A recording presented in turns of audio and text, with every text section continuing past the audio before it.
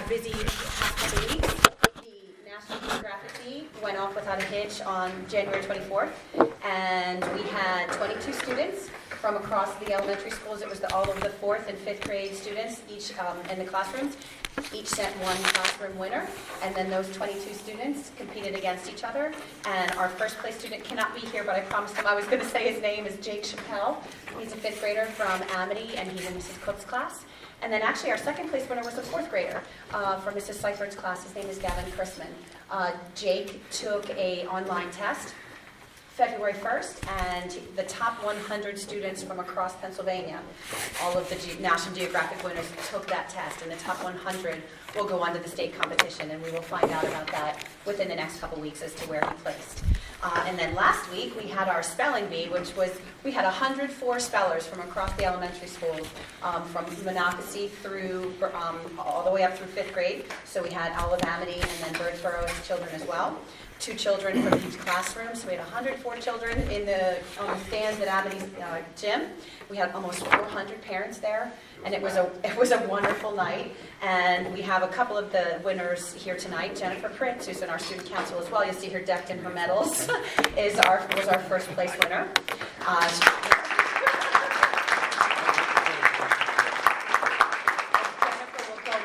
To compete in the County Bee that's held at the Miller Center in Reading Area Community College on March 12th at 7 p.m.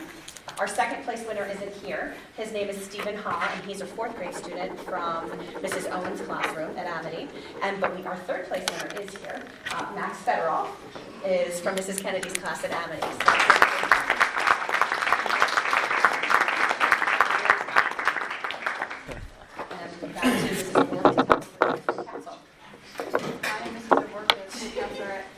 Elementary Center, and advisor for the student council was actually 13 of us, but only 6 of us are here tonight.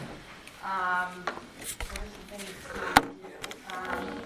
we do random acts of kindness. We're always trying to promote kindness around the school. We go on the morning announcements, we do posters for things that are going on in the building. Most recently, we collected and donated 559 items to the Animal Rescue League. And they sent out a furry puppy for us to see then afterwards.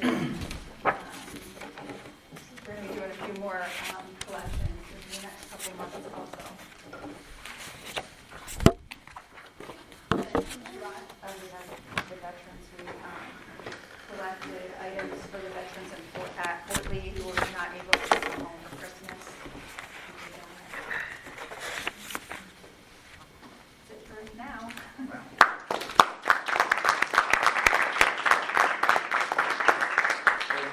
Members of our safety patrol here, and Alice Colombo is going to be our spokesperson tonight.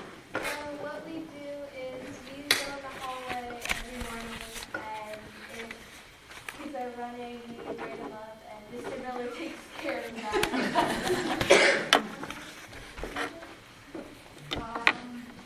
How much did you reduce? Probably, you said by 80%, we reduced hallway running, and we come out with the clipboards, and some people actually stay at the end of the day to work at the end of the day. And Mia Smith does not wear her gi when she's on safety patrol, although that would be scary. And you might remember Mia being here earlier in the year. She talked about how they were doing, the Cure Cancer Club was raising money for AIDS Avengers. And Mia, how much did you raise? Out of all the things we technically sold, we raised $403.50. Okay.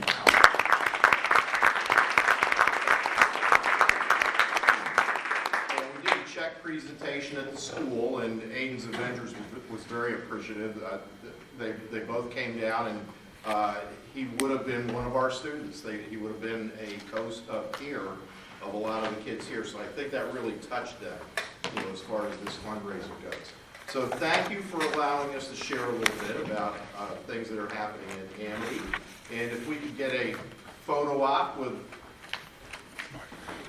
the directors and Mr. Harris, that'd be great. You want to go with your son? Come on. Take a picture with your son? Come on. That peer pressure. take a picture? Oh, you're in the video. Mr. Scott, I'm not going to tell you exactly where to stand. It really is. Ms. O'Rourke, I'm sorry. You have to stay there.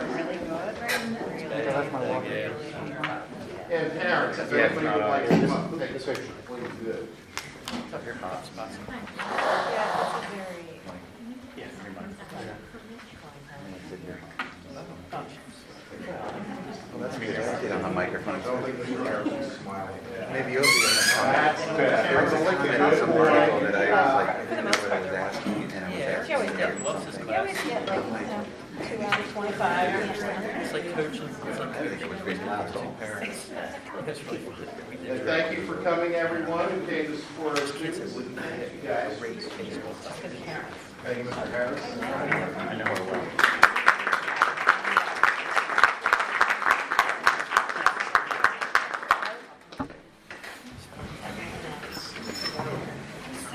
Yes, thank you to all our guests for coming out. If you want to stay for the meeting, you're more than welcome, but now would be a good time to depart if you're not planning on staying.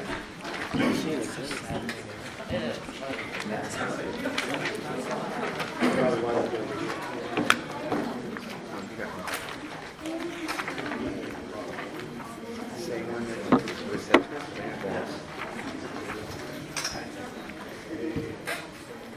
Should do a roll call, Mr. Wolf. Yes, Mr. Rapkin. Ms. Albright? Here. Mr. Miller? Mr. Durso? Here. Mr. Strobel? Here. Mr. B. Scott? Here. Mr. Wolf here?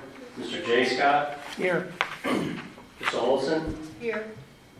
Mr. Rapkin? Here. Thank you, Mr. Wolf. I know.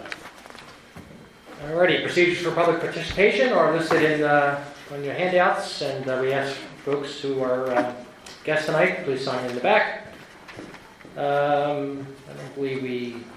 Let's start off here. Any agenda edits first of all? There will be an executive session following the meeting for personnel and legal items, and then if we can move into the superintendent's report, please.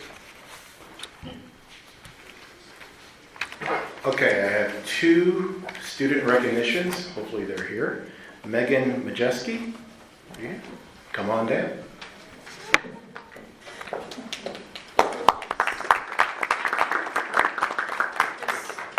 Just to the mic, just to the microphone. Okay, you're here because of your photography. Yeah. So can you explain to the board a little bit about what's going on with the IU and your photography? My art teacher, he picked out a photo that he thought best represented like schools and stuff like that, because that was kind of the theme for it, and he thought that my bridge was like to show like the future of what schools can give you, like the future of learning, the future of your life, and I thought it was really cool to see it and to see other people's art, and I'm honored to be put in. Yes, that's it. Anyone wants to see it? Yeah, we saw it when we were at the IU, and we all were very proud of you. So we wanted to give you a certificate and say thank you.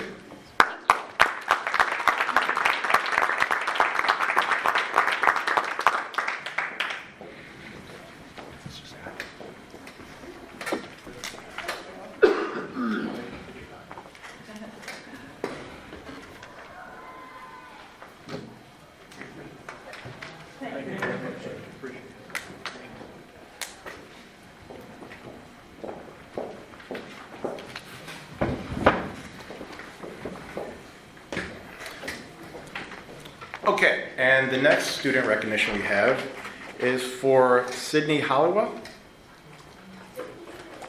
Come on down. Now, I have to say, I've seen your name all over the place, but I've never met you. Oh, hello. Hi. So, can you tell the board why you're here tonight? Well, I was awarded a $20,000 scholarship to Widener University for my leadership and service within multiple fields within the school. I do Students Against Destructive Decisions, which basically I am in charge of the programming, filming, and editing of the Students Against Drunk Driving video. So for prom night, we do a video PSA, like warning students not to drunk drive on prom night, and showing kind of the outcomes and what could happen if you were to make that decision. I'm also co-lead of Relay for Life with 2 other girls, so I do a lot of service within those things, and I believe Widener recognized me for that. Did you do the drunk driving video from last year? Yes. I saw that. That was amazing. You have to see this video. You think the kids really got into an accident. Because I saw them later. One of them, I was on the track team and I was with them. And I was like, I thought you got into an accident. Are you okay? But it was a video. It's so good. You have to see this. If you could send it to me or get it to me somehow, it's an amazing video. Thank you so much. It was. So I want to give you something here and take lots of pictures.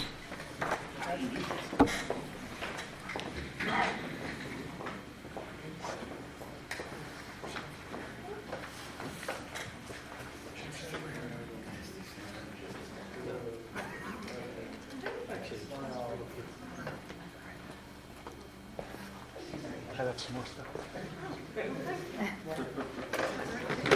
It's your birthday? Jim took your seat. This is some other material. Okay. Just gonna take everything from you. He wants doubles. In Allentown, he did the same thing. He just took everything from me.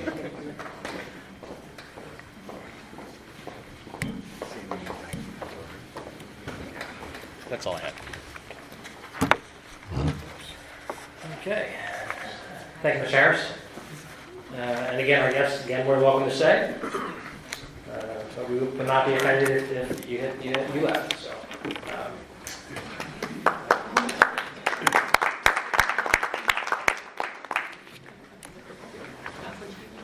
Okay, any public comment on the superintendent's report there? Okay, good stuff. Alrighty, under finance, item 7, a few items, A through J. Certainly open the floor to questions. I have a couple, but in a particular order, it doesn't matter. See Mr. Miller is chomping at the bit to... I have a couple questions about the settlements, and there are details as far as, the monies that are beginning to the schools to settle. There are no details as far as the cases. And so being asked to approve something that I really don't know. So did you get the attachments for all the... I have all the attachments, yeah. Okay. We will be having an executive tonight. We will be talking, to those cases in particular. So if there's any specific questions you have about those cases, obviously, we want to keep them confidential for now. But you'll have ample opportunity to, we're not voting on tonight. We'll vote on the next meeting. And typically, a lot of times, so the administration, we probably don't want to have those on the consent. They probably would be pulled out, I would think. So we could vote on those individually. So. Yeah, I thought we were going to vote on them tonight. No. We'll have to see the details. And I believe our counsel from Sweet Stevens is here as well. So any questions you have, we can address all those. Something else from the board. I do have a question on 7B regarding the 2 tax exonerations, and I don't know all the legalese and speak of real estate, but it's an upset sale is why they're being put through to be waived. Can Lauren or Kathleen? I'll get you the details as to why they're in the upset sale. They would become exonerated because of that. Because of that. So what exactly does the upset sale mean? The one got sold for like $400. Sometimes it's just such a low value, but I'll get all the details. Okay. And I was also confused by the one. I was trying to look at the one because it had the owner being NV Investments, but it was a different name on the exoneration. Yeah, I think. So, yeah, if you guys, just curious.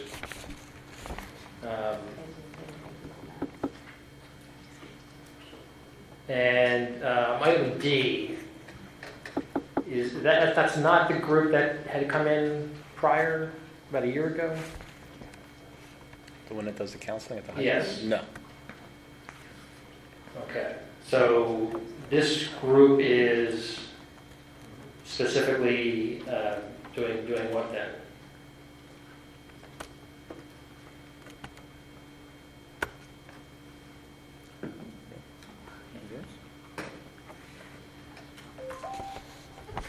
This is not one of mine. It's not Shelley's? I can answer that, it's not something I put on the agenda, but there are times where we have students who are placed possibly at a mental health facility, and sometimes it's through concern, so that's just an agreement that they send out to districts to say, and we don't have a choice for them when they bill that for the educational piece. So my guess is they sent a contract to either Mr. Harris's office or Mrs. McNeely received it, and that's why it's placed on the agenda. So no one's taking credit for the, and you know, I'm looking at it, I'm just trying to find it in my, and of course I can't find it when I want it in my attachments. It said something in there about, I was looking at it, it said a certain age that they didn't need to tell the parents. I mean, I was trying to remember exactly what it said. If anybody has that.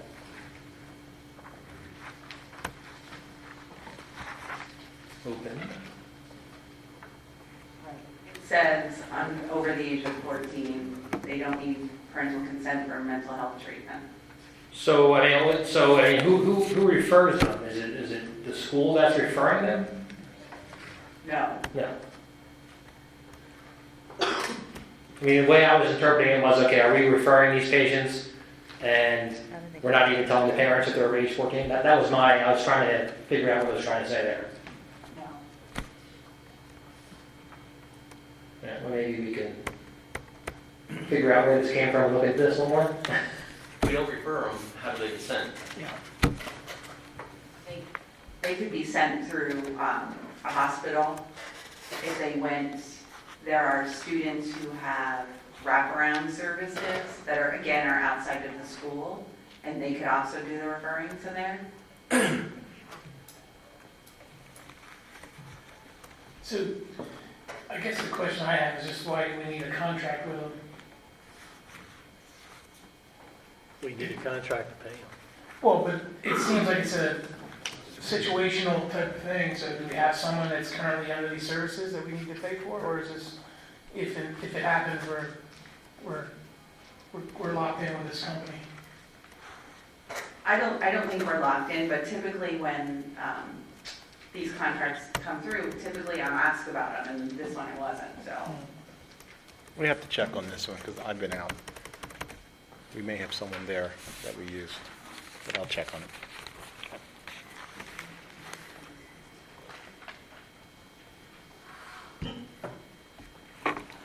All right, any other items under finance?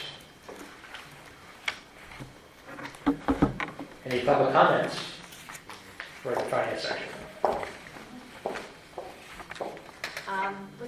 Amy Hicks, Orchard View Drive, Douglasville. With regard to letter I, this is listed as a professional leave day, which contractually is defined differently as a personal leave day. What we agreed upon is a personal leave day, so I believe that's a typographical error. Yeah, take care of that, yes? You good? Say that one more time? I'm sorry. Okay. Letter I, Okay. it's listed as a professional leave day. It should be personal. It should be personal. She's Thank you. right. Thank you.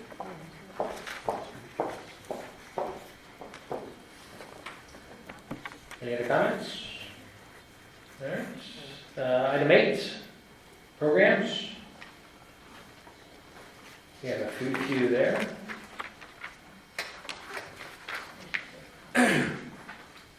Any board comments? A through E.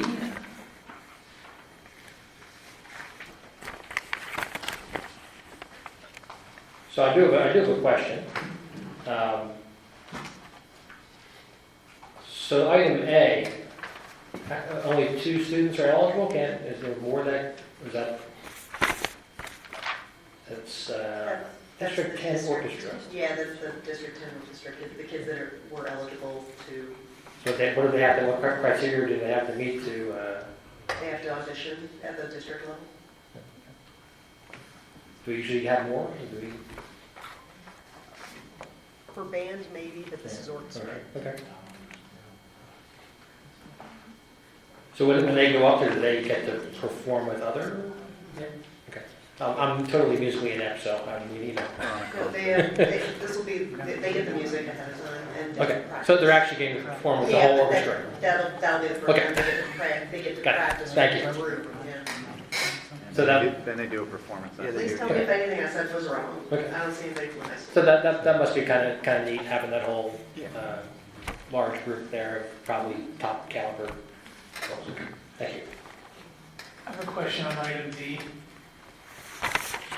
Do we not have one photographer for the district? Or does each school have their own?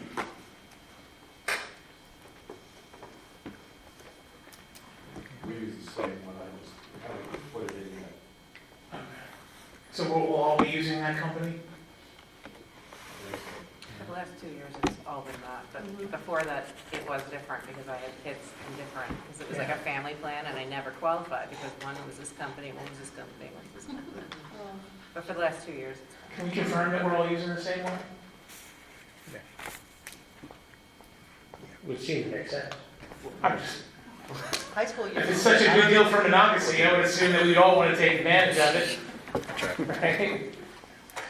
Just saying. Right. We just got the notice for next year a couple of days ago, so Yeah. that's why I didn't submit it for. Is there actually any competition? There is. There is? I was a parent who, the thing came home, I texted to my wife, and so I was telling them, we have pictures, we need more? Yeah. All right. Any public comment on programs? All right. Presentations by board members? Mr. Secretary, anything from your desk? We have one letter from the public who's asked to have it read. I have a question regarding that. To me, I know because this happened to me in past practice, if you're not here to speak,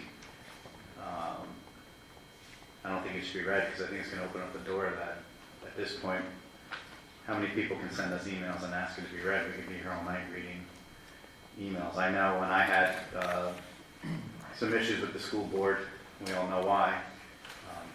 There was a couple meetings I couldn't attend and I asked to submit some things and I was declined. So, that being said, turn around, fair play, and make a motion that we do not read it.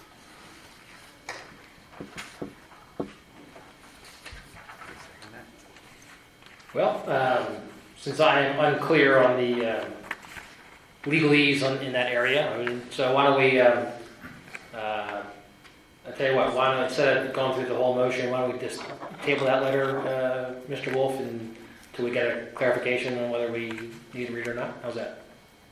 Okay. Seem I fair? would send that. Yeah, I'm sure you can't force us to read this letter. I mean, how fast we choose, yeah. They have 3 minutes. They can come and stand up before us and look at the color. And when the color turns red, they're no. I think that letter can be read in 3 minutes. And, Okay. All right, we'll get clarification on that, and I'll let the correspondent know that we declined her at this time, and we're seeking some clarification on that. you can blame me on that. You can let him know I second it. Anything else from the secretary? All righty. Nothing. Berks County Intermediate, we did have our meeting in January. Actually, a few things. First, you will see on your agenda the BCIU budget is out for the IU, of which the schools do pay a part of that, which is, if you look at the entire budget, actually is not very much. But you'll see that this year there's a 0% increase that they are requesting from the districts. So our payment is still the same, which is $37,650.59. So you will be asked to, we need to vote on that. Actually, I think twice, did we not? Twice or just once? You recall, Mr. Small? I believe it's supposed to be twice. Twice, yeah. So we will be voting on that. So if there are any questions, certainly pass them to me, and if I don't have the answer, I can get them from the IU. We also approved our board for the year, as far as our president, vice president, secretary, treasurer. We have several new board members. A couple things that struck me at the meeting that were really of interest. First, coming up on March 22nd, which is going to be at the Inn at Reading. Actually, 2 sessions, one from 9 to 12 and one from 6 to 9. It's their Keeping Kids Safe series. And this year, it's a meeting, a seminar on internet and social media. So as we know, that's the main pathway these days to trying to lure kids and get them to do things that obviously they shouldn't be doing. And as it is with technology these days, a lot of the kids are ahead of the adults. So this is open to anybody. So school board members, members of the public, teachers. I think it should be really good, a good piece. And again, 2 sessions. So if you can't make the morning, there's an evening session. I'll pass the flyer around. I'm sure you're getting them too.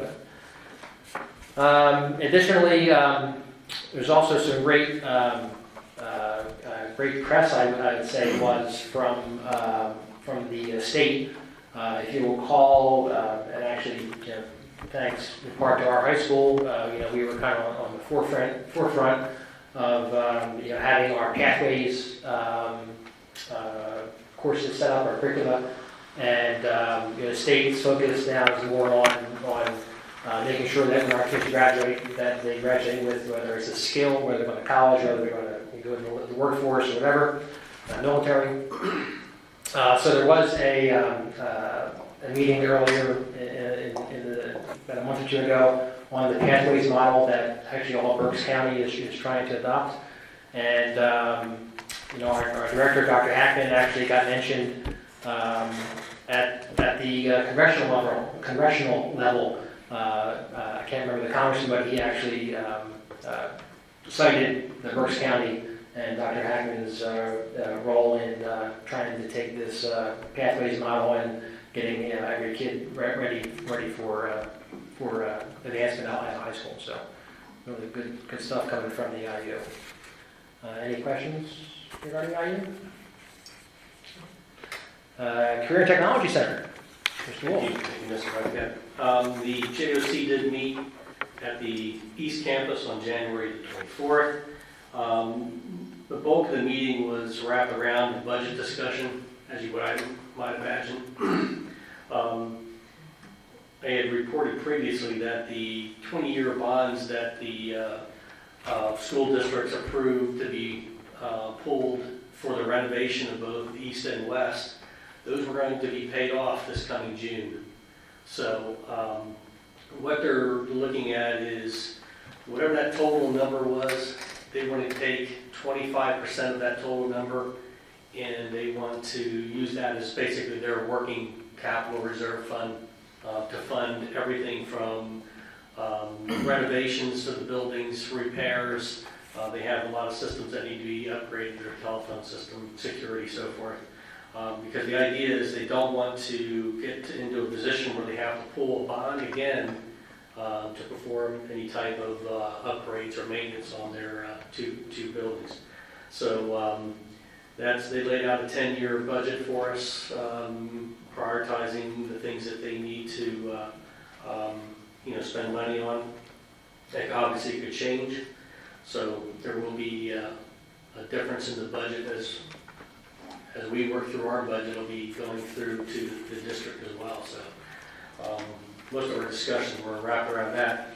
They were also discussing, they're having the same problem I guess a lot of other busing companies are having, in that they're having difficulty hiring and retaining drivers.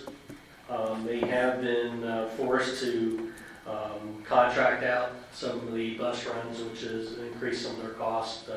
But it's something, again, they need to, they identified that as something they really need to work on. Beyond that, the next meeting is February 28th, and it'll be at the West Center, 7 o'clock.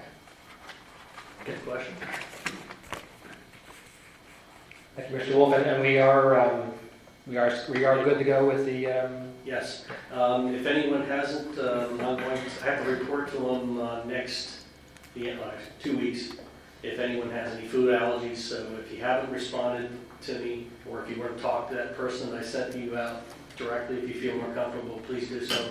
Otherwise, I'm going to tell them that, you know, we're good to go. what's the date of that again? It's the April 23rd. 23rd? Just our enduring fans of the public might want to make sure if they come here and they don't see us, they don't know where we're at, they can come to BCTC. Right, Mr. Stokes? Yeah, I was gonna ask a question on that. That's normally our voting meeting. It is. Are we gonna be having any topics really to be voting on? Because it's kind of tough, I think, for members of the residents of the district if we have a voting meeting outside the district. So my concern would be if we're bringing up anything that would be, you know, a lot of times our voting meetings aren't that exciting, but if we're bringing up something that could be considered maybe not to have it at that meeting, because I don't think it's fair to have a voting meeting with the residents outside the district. The residents can't attend. Well, I mean, you know, I understand the point, but you know, truthfully, the committee as a whole is where you should really have most of your discussion. And if you're going to try and sway either way, this is where you should try to do it. The voting meetings usually, but yeah, we'll try to keep it to a non-controversial agenda. How's that? Yeah, I got concerns when you're voting outside the district. Okay. I don't think there's any student representative tonight. Mr. Drusso, anything on the legislative side? Yeah, there's going to be a lot happening fairly shortly. Governor Wolf gave his initial budget address to both the Senate and the House. If anyone on the board has any comments or concerns, I will be reaching out. I already reached out to one. I'm going to be sitting down with our representative and our state senator on other matters, and I'd like to, if you have any concerns or what you would like to see in the budget, I'd like to give it to them at that time. So you can either email me, and I'd like to give them a whole. As two municipalities, well, unfortunately, probably Union is not the one, but as Amity and Birdsburg, who does have maintained a police force, what do you think the odds of the proposal that there would be a flat per capita tax for those who don't? I think that'll happen, probably, because they need to fund the state police. But I'm not a legislator. I'm sure there's some opinion that shouldn't happen, but I don't think they can afford to continue to fund the state police and not have municipalities pay for them. Not school related, so I should take it as an aside. No, I get it. All right. Any questions for Mr. Urso? Can have him pass on that Dan Lagoon should get a separate allotment, and we'll pass that on. Right? We want a lot of money. Okay.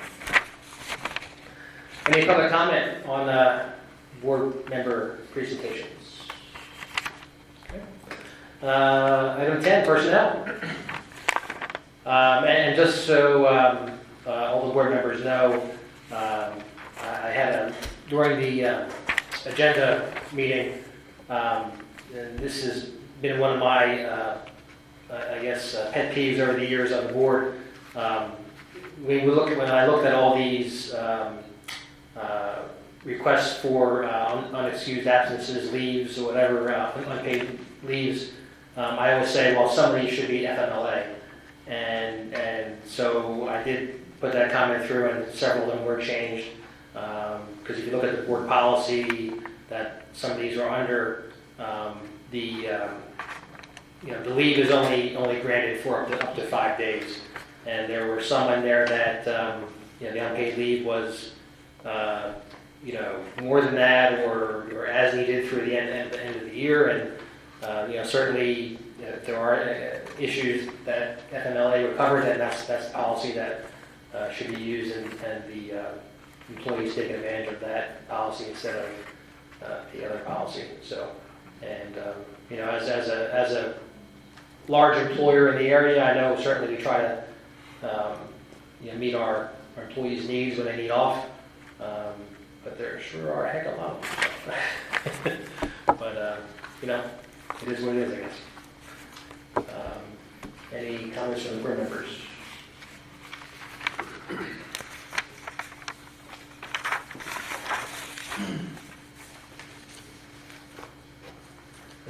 Makes it challenging to cover all these folks, huh? It does, but once again, we follow contractual guidelines. Well, and just to be clear, the unpaid leave of absence, I believe, does, restrict exactly what they're allowed to take that for, so. Right, we do track, the one that we do track is the vacation trip one. It's like every 5 years, and we do keep a record of that. The others, a lot of them are medical that we can't discuss publicly. So once again, we follow contractual guidelines. We hold people accountable, and that's it. We have to follow the contract. I'm trying to recall off the top of my head without looking at the policy. I'm not.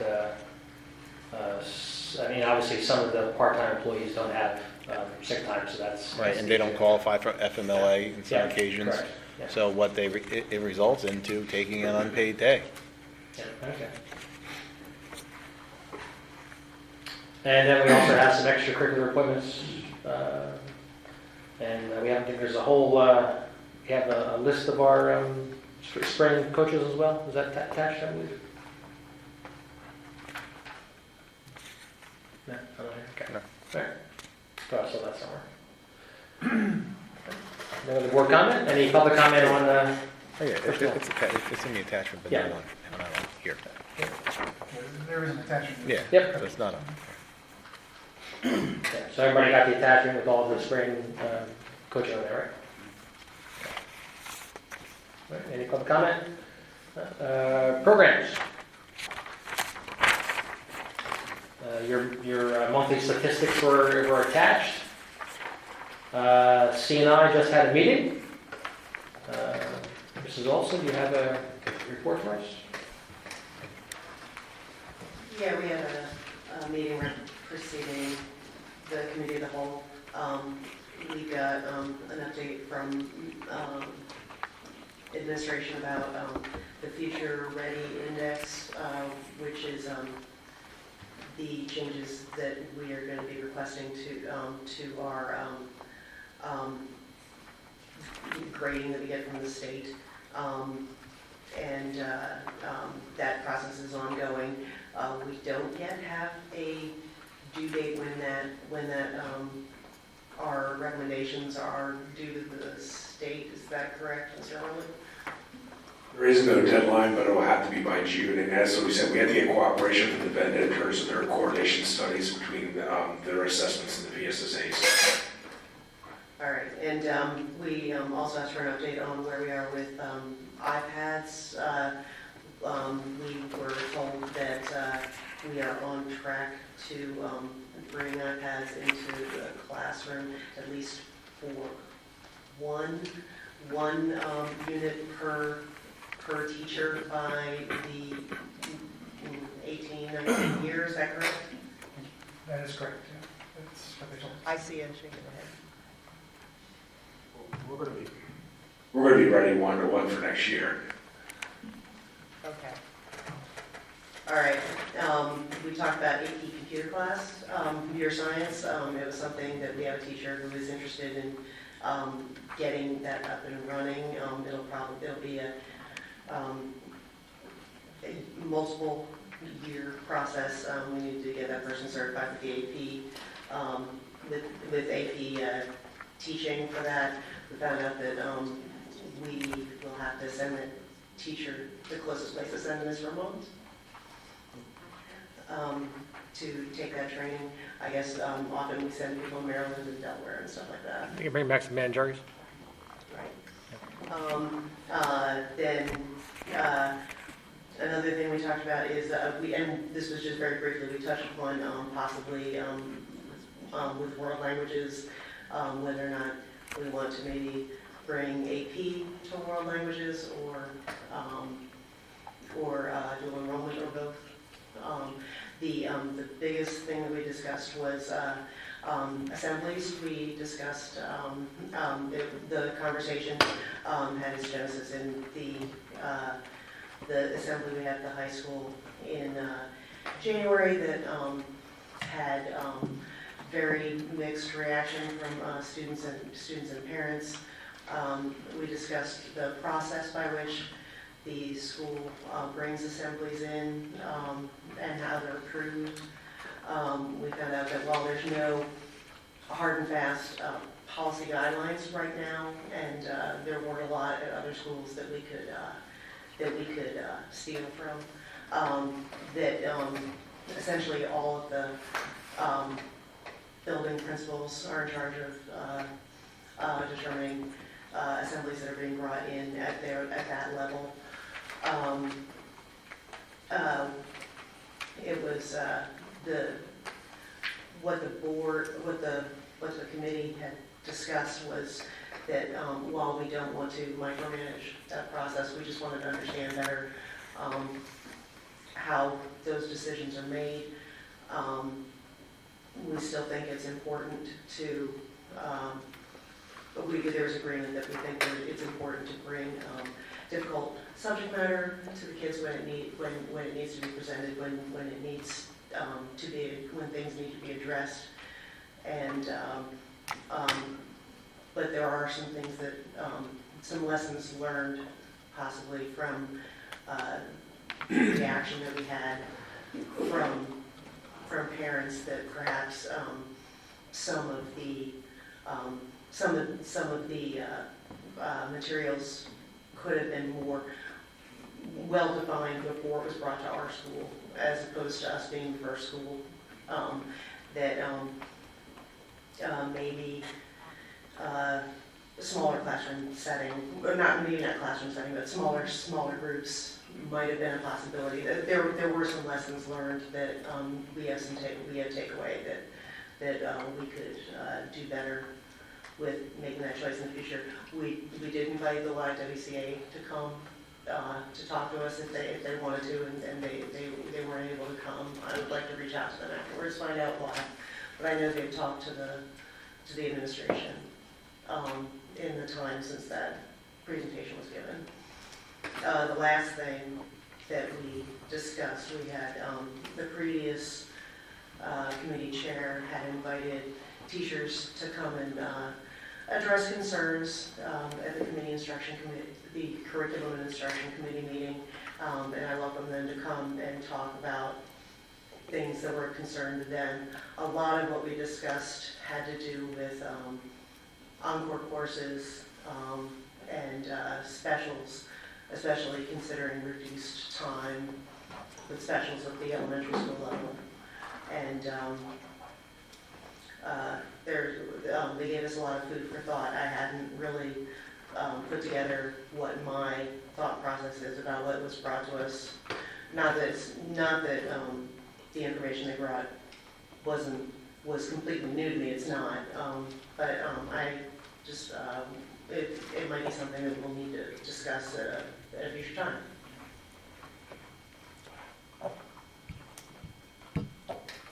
Thank you, Mrs. Olson. I did have one question.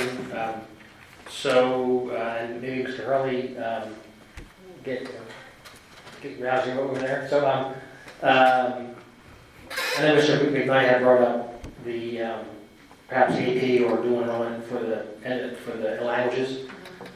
We had started a conversation regarding middle school a while back because, as you know, languages was pulled out of middle school. Right. So, I'm not sure if there's a price tag attached to what Mr. McKnight is doing, but I'd still like to know the benefits of whether it makes more sense to focus on getting middle school situation righted or leave that as is, or work with Mr. McKnight in high school and maybe fleshing out the languages there? I think there's two different issues, and certainly we need to have an in-depth conversation about this. The first, you can have AP foreign language or dual enrollment without a middle school program, so it doesn't preclude us from doing that. However, I do think, as I presented last year to the C&I committee, a middle school program, it is a gap in our middle school programming. Middle school, by its very nature, is exploratory, and obviously foreign languages in today's world is very important. We have to balance that, of course, against our other needs in the school district, but it is something in the long term that we definitely want to look at it as a school district.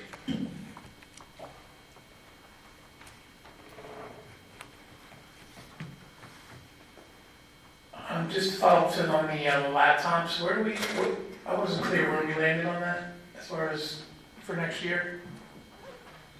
We're ready to go with our one-to-one initiative for next year. We've done extensive professional development, and we're continuing to do our professional development with our staff, including we have a graduate course that we're going to offer at nighttime, as well as we have a professional development coming up in the next week or so with them. So we're continuing our professional development with our staff, and we're going to be ready to go one-to-one. Mr. Bass is concerned he's not here. He's at the tech conference, actually. He can add more color to that for you. Oh, less about the tech and more about the curriculum. So is there, what percentage of classes do we think we're going to be leveraging the laptops for? A pure percentage, I think it's a gradual process of integration. I think everyone's going to be integrating to the extent possible. I think it takes time to develop materials and strategies that are very effective. So I think what we'll see is a gradual implementation process by the teachers. I can tell you already, just from what I've seen with the professional development, and the fact that you guys have invested in giving teachers iPads already, that some people are already integrating that to a degree in their classroom. The students just don't have them yet. Yeah, I guess that's led me right into my next point, which was we got the teachers the iPads a year early, right, so that they could start to feel comfortable with them, develop curriculum, etc. So when do you think we would have some idea, like how much that they're going to be using in the classroom? I mean, the whole concept was not only to enhance the curriculum, right, by tapping outside resources in addition to whatever textbooks we do or don't have. And then eventually, the thought was we would start to be less dependent upon textbooks, right? There's no question. I mean, one of the goals of what we're trying to do is the iPad provides opportunities for us to differentiate instruction to a much higher degree than you could with just a traditional textbook. In terms of, we'll expect, and we'll see through our observations of classroom instruction, that there'll be integration right away at the beginning of the year next year. It'll take time, and it'll take continued professional development and feedback. The teachers are going to provide us with feedback in areas where they're struggling with it, and we're going to provide them feedback as we go into classrooms in terms of the successful implementation. I think we've done enough training that we can start at the beginning of the year to start gradually implementing this process. I thought what I had heard tonight, that there was going to be one segment per class. That concerned me a little bit, because I'm not sure how many segments we have. I thought it was just one segment per class. That was what Dr. Cicerpino had said, and which, may have been a misunderstanding on my part, so. I guess, top level, I would like to, I don't know how the rest of you guys feel, but I would like to see a plan as to how it will be integrated. So that's fine, it's gradual. What are the goals per quarter? How long is it going to take to integrate it fully into the year? Is it, by the first quarter we'll have one section, by the second quarter we'll have two sections, whatever what's the plan? Because I think the last thing I want to hear is parents and teachers and kids saying that they're barely using them, and we made a significant investment to get them into the whole school. We had asked for a plan. We hadn't been that specific. It's going to just work. Yeah. We need a plan. Mr. McKnight had said 3 to 5 years for full implementation. That was what he said at the CNI meeting. 3 to 5 years? Yeah, I'm not sure what you meant by that, but yeah. I guess it depends on what the definition of full implementation is. But I don't remember hearing 3 to 5 years when we agreed to. Right, but it was to put the iPads in everybody's hands. Right, No, and well, the that's textbooks not- remain, and the textbooks are aged, and then they continue to age, so that's my concern. Yeah, all right, well, more to come, I guess. The other, I guess, comment or one of the, or question was around the high school presentation that we got significant feedback on. So while I feel like there were moments of, that we responded and reacted well, and I think it's great that we learned some lessons, I have to be honest, like it still baffles me how that presentation gets put in front of the kids without it being fully vetted. The actual materials that go in front of the kids weren't seen and reviewed and approved, and that how the parents weren't notified in any way that this subject matter was going to be discussed. So, like, to me, I don't want to sugarcoat it. Like, to me, it was a really, whether the intent was there, I didn't see the presentation. I actually heard a lot of parents and kids say they didn't think it was that bad. But given the number of students that took it the wrong way, it just feels like that alone is enough for me to say that there's something wrong with the materials and it shouldn't have happened. So I don't want to micromanage, and I'm certainly not going to be, we're not ever going to be in a position to start approving stuff, but I hope that there's some type of process put in place that's the administration's held to, so this isn't happening again. I think that falls in administrative guidelines, which we've asked to draft, and I believe they're going to look at changing them or at least presenting them. And the materials, we had asked for the materials, and they Yeah, I asked, when the first email started coming in, I asked to see the materials, and we still don't have them. Yeah, I don't think they've been presented by the law. Mr. McKnight asked for them, and she did not answer his email. That's what we talked about in CNI. So she did not send them. He did ask for them. Okay. I asked for them also, and they cut me off. I asked this evening if there was, I asked if there was going to be a second request for them. Really wasn't not real clear whether or not it would be a second request. I would think they provide the material. I think there's a lot of, we're not sure what exactly was shown. There's a lot of Well, again, like, parents telling different things. did anyone from the administration at the high school ask to see the materials? I mean, prior to the, You think that would be something to include in administrative guidelines? I've never worked in a school other than, I've been a student, obviously, but like that to me seems like, I wouldn't put anything in front of my employees without looking at it. And I can't imagine that I would put a presentation in front of the kids like that without looking at it. Given the topic, I mean, they knew the subject matter, it's not, it's sensitive stuff, it's not, the typical, so I don't know. Was this group paid to come? No. Okay. I guess we can't with everything. And again, I mentioned the last time, when this comes up, when you have these type of topics, which obviously have to be discussed, I think it's good for the board to have a recording of the presentation. I understand it can't be, video, but audio, so when we get these complaints, we can actually listen to the presentation and make a better judgment call. That would have been really helpful because we got a lot of feedback, and you're making a decision based off of someone's interpretation, and I think it would be real easy for us to listen to that and then come back and make a decision. I understand you can't record the kids if they're talking, but there's no reason you can't record the person that is making the presentation, just like we're recording ourselves tonight. Well, that was actually unclear. We're going to ask the solicitor if we can't even record that. There could be trademark or other infringements, so we have to worry about it. If they're free, I doubt. We did discuss that at the meeting. I forgot to mention that I remembered that you had said that, Mr. Durso, and we had mentioned that would be something that might be beneficial, and they were going to ask our solicitors if it was something that could be implemented in the future. Also, one thing that Mr. McKnight had said, at least at the high school, that he intends to do the next time there is a school-wide assembly, he's just going to use the email blast to let people know the day before. If the student, there are some students that may have wanted to sit out that assembly without even hearing it, and if that's what they want to do, they could do that, if they know ahead of time.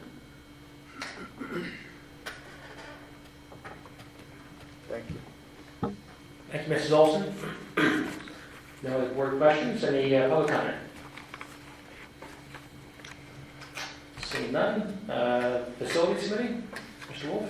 Yes, Mr. Radke.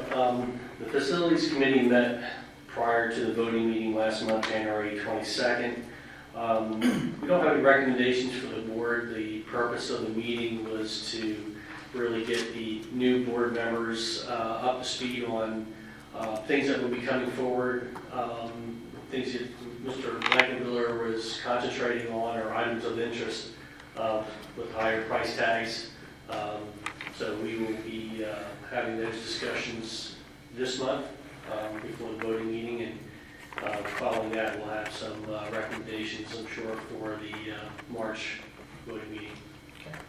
And just so that the board knows, Mr. Wolf, I made you aware in administration, I was approached by Amity Township about some issues with the restrooms over at the new pavilion, which is near the tennis courts, that we've been utilizing. So there was a couple issues that they brought to my attention that the leader committee can take care of. And yeah, it's a strange situation. The whole thing, we're responsible for the maintenance, but they do the scheduling for the fields, as I understand.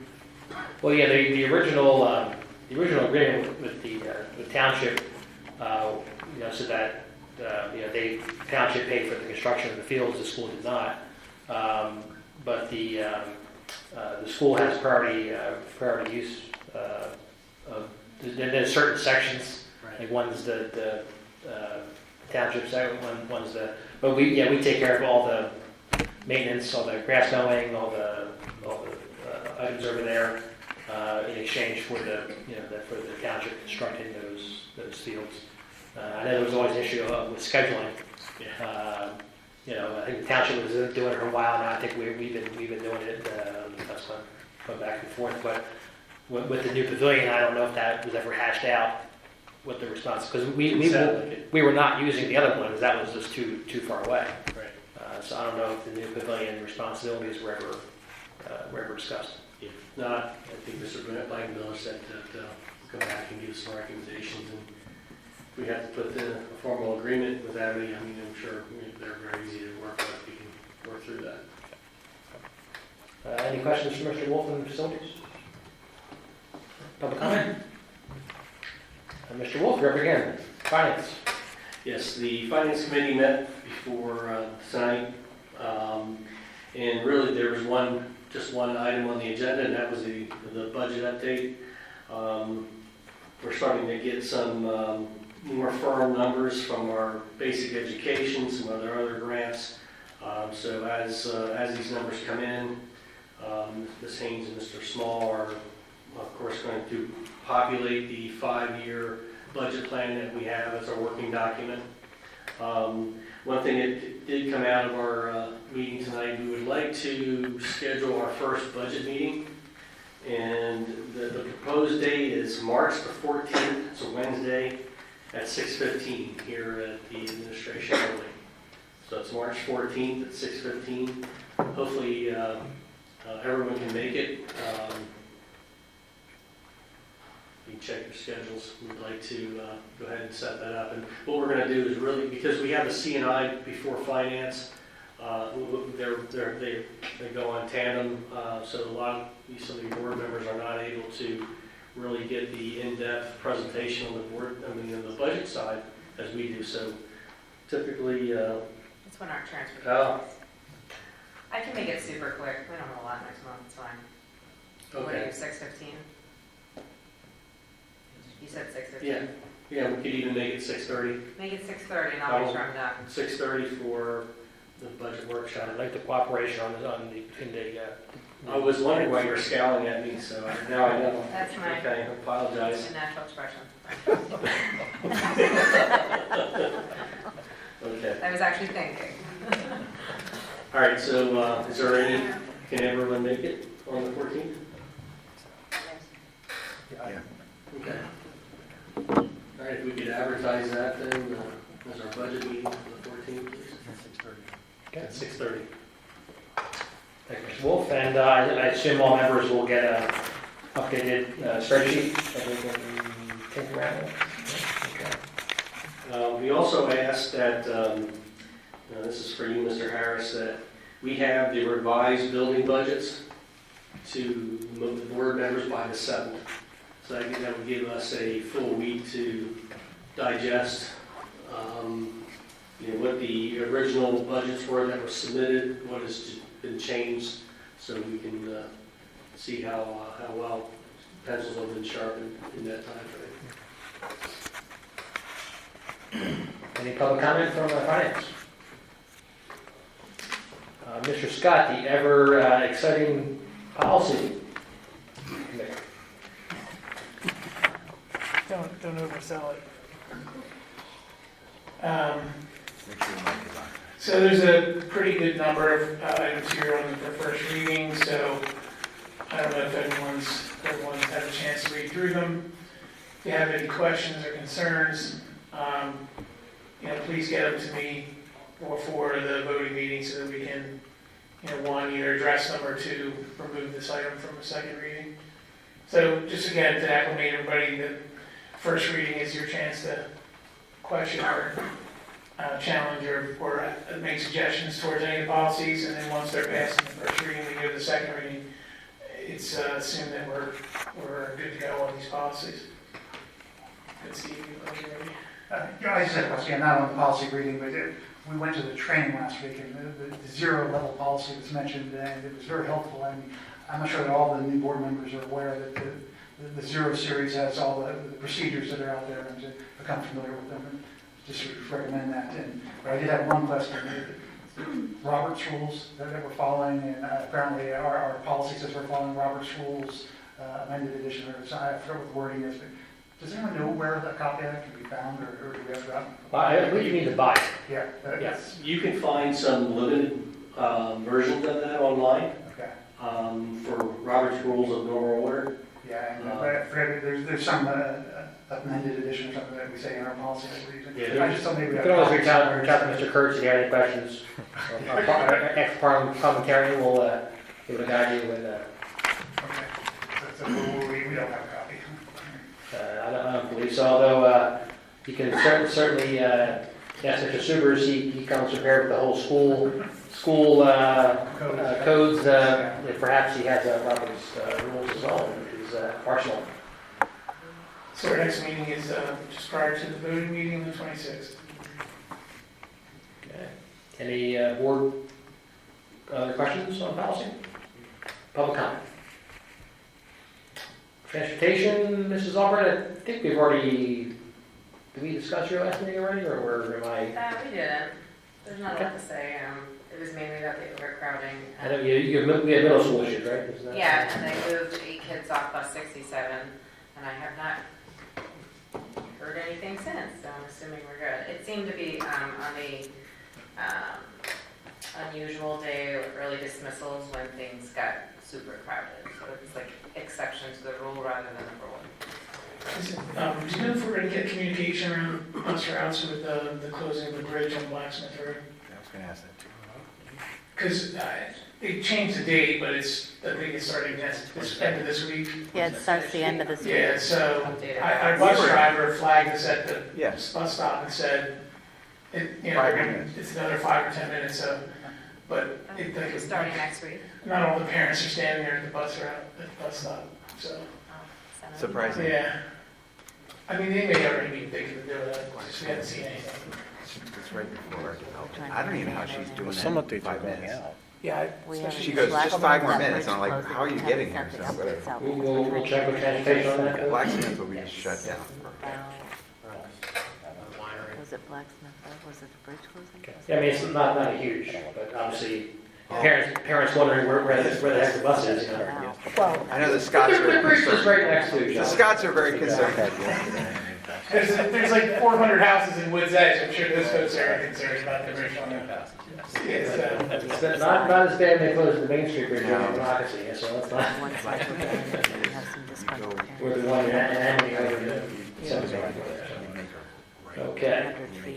And our next meeting then is March 14th, and it'll be condensed meeting. That's a condensed meeting. 36 hours. Okay. We're not that far. Any other questions from the board on that, besides the closure?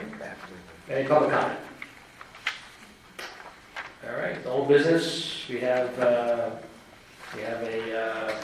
some minutes for approval. Any questions on the minutes, folks?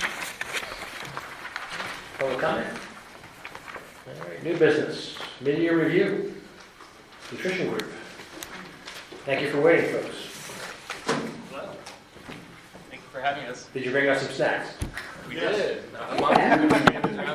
Nice. My name is Jim Marcy. I'm regional manager of the nutrition group, and this is Alonzo Price. He's the on-site food service director here. It's made out of brown rice and.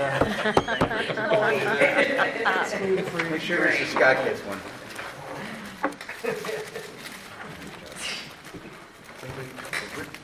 And not to spoil it for everybody, but there are full grain. Those that. They're good for you. Should I move? Are we going to see the presentation here? Great. That's what I was hoping Get the for. power button. See if it's starting up here.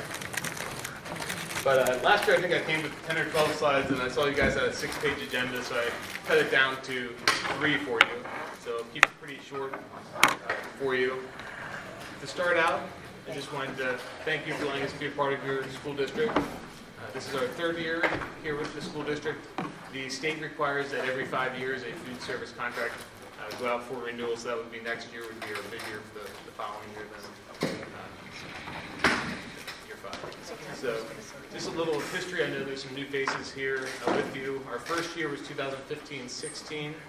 We were serving 245 breakfasts per day. That year we have raised that 50 breakfasts per day up to 298.5 for this year.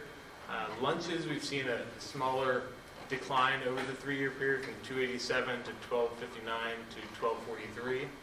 And a la carte sales, which is anything that's not a school lunch or breakfast, also includes adult sales in there, has dropped from $1,705 a day to $1,601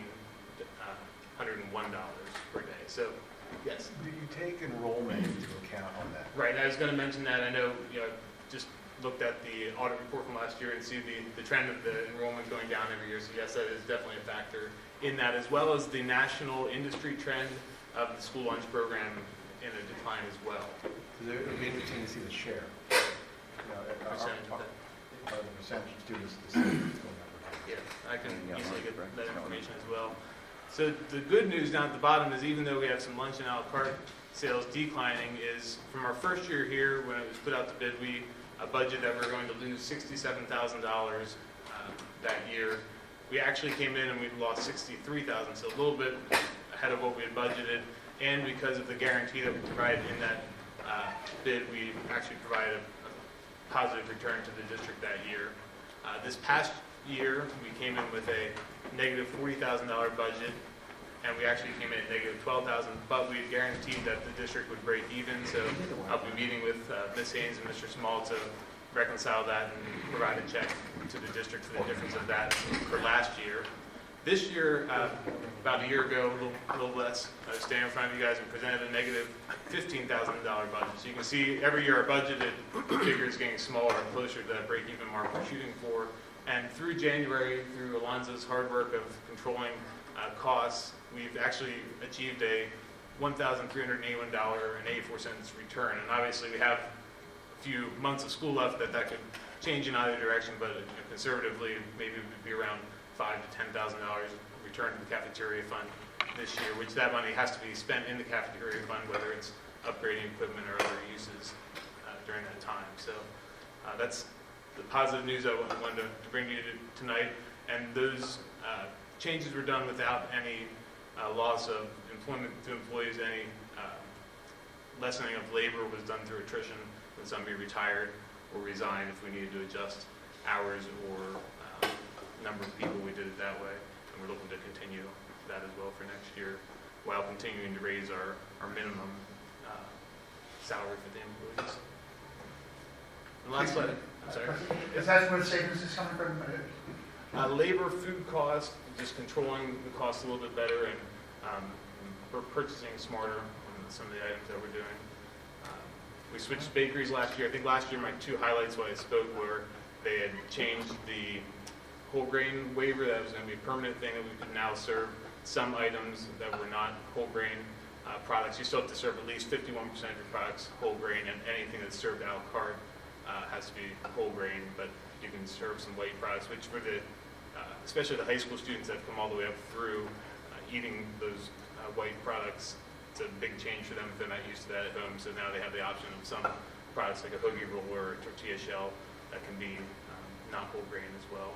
And the other item was the sodium level was held the same for the next, indefinitely. It was supposed to go down continually over the next 20 years, and they're holding it where it was brought down to over the last 5 years.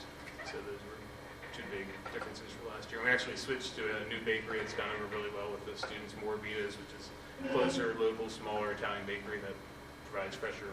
Are you anticipating any more changes from the current administration, or? At this point, no. We haven't heard of any more coming down the pike yet. So we're watching the budget information as well. There's some information in there, block grants that could affect some of the funding for the National School Lunch Program, but I think that's pretty long ways off at this point from being finalized.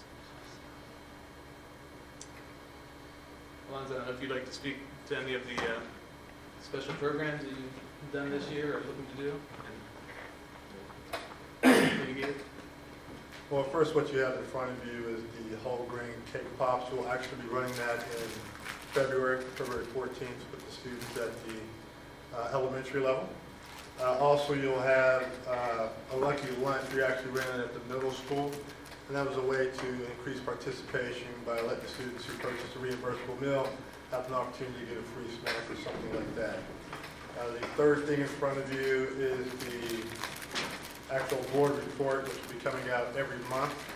And it tells you a little bit about what we did in the district that month as it relates to the food service department and different programs that we are running.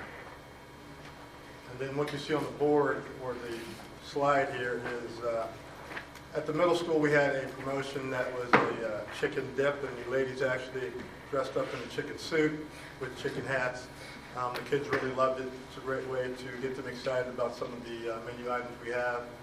Directly above that picture is Wellness Wednesday, which we run in the elementary level. And it's a way for them to try some new foods, either whole grains or different types of vegetables, but in a different form. That way when those kids get that on our meal, or even if they go out to a restaurant, they're not just getting French fries or chicken nuggets, or the same thing. We just want them to try some different items. Also next to that Wellness Wednesday banner, you see Lunch for Life, which is our program which encourages students to also, again, increase participation, get a meal item. If you look at the second page of your board report, you'll see what it was. It was caramelized apples. And the kids think of it as a treat, but actually it's actually part of the reimbursable meal. So it's a win-win for everybody. We get the reimbursement, and they get a nice treat that's in the form of a snack for them. Lunchables, which is something that we run here, is very popular. In earlier schools, we didn't have a lot of options. I know when I went to school, I didn't have a lot of options. But here we have so many options that one of the favorites is the Lunchables, which is sort of like your Lunchables that you would get at the store. But the Lunchables are a healthy version of that as it meets the school requirements, and the kids like it. So it's a really brand recognition thing that they like. And then in the bottom right-hand corner behind the speaker is NutriSlice, which is the program that we use for our menus. And what that is good for is if anybody has any allergens or health concerns, it tells you the sodium, sugar, salt content, carbohydrates, and anything that you would need in order to make a healthy decision about the lunch for that day and for the upcoming week. And if you haven't already, if you're a parent, you can download that app right on your iPhone or Android. It's also available as a link off the website. And one of the ways we're looking to combat that downward trend of the National School Lunch Program is through technology. So we're piloting in a couple other districts this year, looking to roll it out in the future in other districts, a tap-and-go order-ahead program, similar when you go to Panera or somewhere like that. You put your order in, when you get there, it has your name on it waiting for you, just pick it up. So we're working on that, and it's going pretty well in the starting phases of that. Right now it's just cold items, so made-to-order salads and sandwiches would be the main items you'd be focusing on with that. And I think Calvin McCaff just visited here a week or two ago. A couple of the elementary schools, he was encouraging the kids to eat their veggies. Any other questions? You had a conversation with the administration as far as our pricing. Are we good with the pricing right now? I mean, if we're obviously going to make any changes, we should be. Sure. I'm just in the developmental phases of the budget. I have a preliminary one complete, and we'll be reviewing that on Thursday. At this point, since we raised prices this past year, we had the years prior, 10 cents. We hopefully will be able to use, we have to follow a price equity calculator that tells us whether we have the funds to not do a price increase or not. And I believe usually the year after you do a price increase, you can usually make it work with non-federal funds that you can cover not increasing the price. That would be our hope and our goal for next year, that there would be no price increase. But again, we'll present that information. It's really the district's decision on the pricing. We just kind of show you what the numbers lead and recommend. And then how have we been doing that? Any issues at PDC with only one class there, we've been able to provide that same quality service? Yes, yep. That was one thing we worked towards. We kept 2 staff members there, so everything could actually be still made on site. Okay, so we're still making them there. Okay. Yeah. And that, obviously, if that building would close, it would help. Economies of scale, having 2 people making food for that few people doesn't make the most financial sense. But as you can see, district-wide, it's working for the program right now. And there's also the PCIU kids there as well that help to make that feasible. Because I thought last year we discussed maybe doing a commissary, I believe something would be. Right, I believe they just, to keep the quality of food across the same for all of the schools, we decided to keep the 2 people there. Any questions? Okay. Thank you very much for your time. Thank you. Thank you for being here. Mr. Rathfield, if I may, I'd like to compliment Mr. Price especially because he is very responsive to the students' requests. I frequently have students write in letters, and invariably he will come to my building and meet with the students and talk to them about what they're looking for in nutrition and lunches. A lot of times it's not doable, but at least he takes the effort to do that, and I really appreciate that as a principal. Do you buy lunch or do you bring lunch? I do both. Good check. On the same day?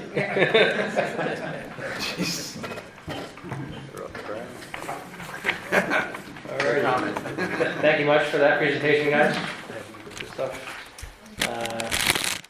Maybe I'll enjoy the cake pop at executive session. All right, Mrs. Rexford, do you want are you hungry? Looks great. And the other item, item B, which actually I asked to put it on the agenda, was a technology committee. Actually, Mr. Miller had mentioned that to me when he joined the board. And reason I kind of put this back on there, and if we do decide to form it, it's got some pressing questions. When I saw the amount of increase in our IT budget for this year, in addition to, I know our finance division wants to add software, and I know our curriculum, Rob wants to add software, and it's not the same software, it's different. So I'm concerned that we make sure we make the right decisions, because that there are considerable amount of money buying 2 separate systems, whether it's less buying one, I'm not sure. But if we're going to buy 2 separate ones, I want to make sure there's no issues. I know Mrs. Albright made a comment that where she's at, it's all under one system, I believe. So, I'm concerned with the amount of money and the amount of new systems that we want to buy. We're doing it right. And I think, honestly, on this board, I think we have some talent that could probably help in making sure we're going in the right direction here. What do you folks think? I think that we have some challenges, and with all the changes that we're making, I think the board should be providing more guidance for technology direction than we have been. So, I think a committee is a good idea. I agree. So who wants to volunteer to be on the committee and chair it? I know we got Mr. Miller, we got Mr. Scott, Mrs. Albright, volunteer, add some, Mr. Wolf, Mrs. Olson. I think there's definitely some talent pools here when it comes to technology. I'd be willing to chair the committee.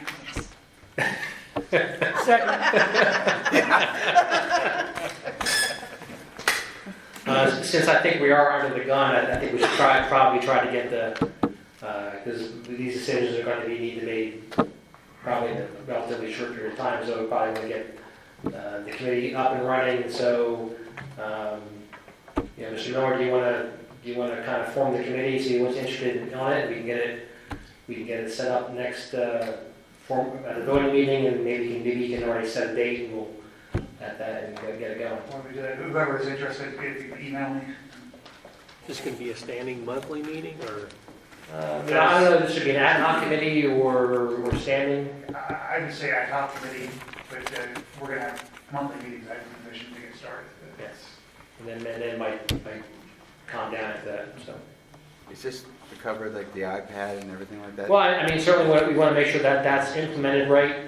I still have questions if we have the insurance piece and that hammered out. And I think Mr. Scott probably his eyebrow raised on the 3 to 5 year implementation. So that's one piece of it, as well as our there's a request for new financial software. There's a request for new child accounting and all the software that all our data goes into for. The big one is the student information. Yeah, student information. Our networks are being upgraded. Networks being upgraded. The want more Wi-Fi access and everything else. So there's a lot on the agenda, a lot on the plate, and frankly, I'm not sure it can all be done in 1 year, which is something else that the committee will need to figure out. Whether we need to spread that cost out over a couple of years or not. So yeah, if you can email your interest to Mr. Miller, and then we'll get that committee set up. Any other new business from folks in the room? Any public comment in new business? Any adjourn now? Motion? Yep. Second. Second. There you go. Gonna hit it?